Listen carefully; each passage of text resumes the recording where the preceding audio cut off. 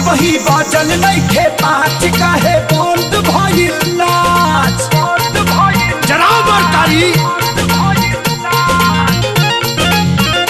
अब ही बाजल नइखे पाँच काहे बंद भइल नाच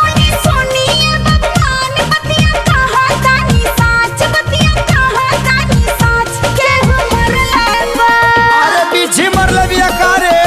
केहू मरले बसात के निशाना खजाना पीछे होल भइल बा केहू मरले बसात के निशाना खजाना पीछे होल भइल बा पहिले छोटे छोटे रहे फुलौना ई कैसे मामा बोल भइल बा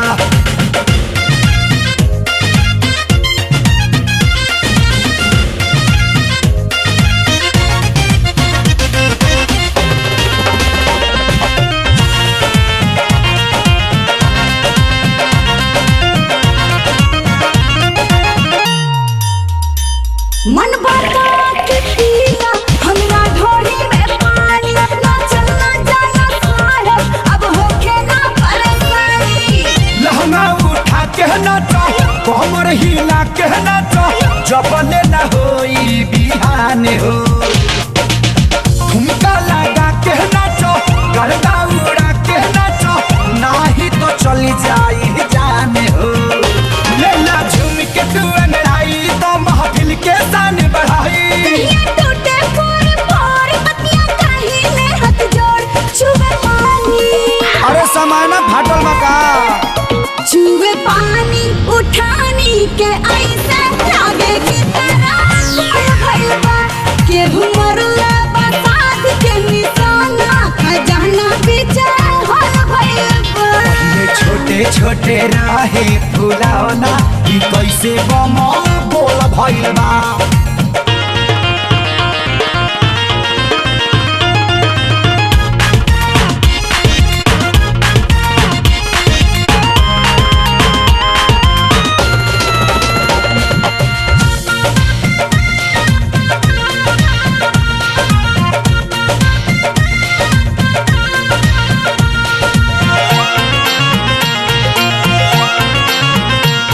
दामन में दाग लगवला रहना में आग लगवला करके ऐसन करदानी तू कवन मजा पावला गोली पितरिया ढुकी नाही निशाना चुकी नाचल जे करबू तू बांध हो इहे आदेश बाटे बतिया विशेष बाटे नाही नुपुर नइखे पसंद हो भले टूटी घुंघरू पायल चाहे गोड़े होई घायल होई चढ़ल जवानी ला साब ना होई नाच तमाशा पहले रहे रे भरमावा मत नाच हाय पहले रहे ई गाता राजाई अब तो किया क्या होल भइल बा अरे करे केहू मरले बसात के निशाना खजाना पीछे होल भइल बा ये छोटे छोटे रहे फुलौना ई कैसे बमा बोल भइल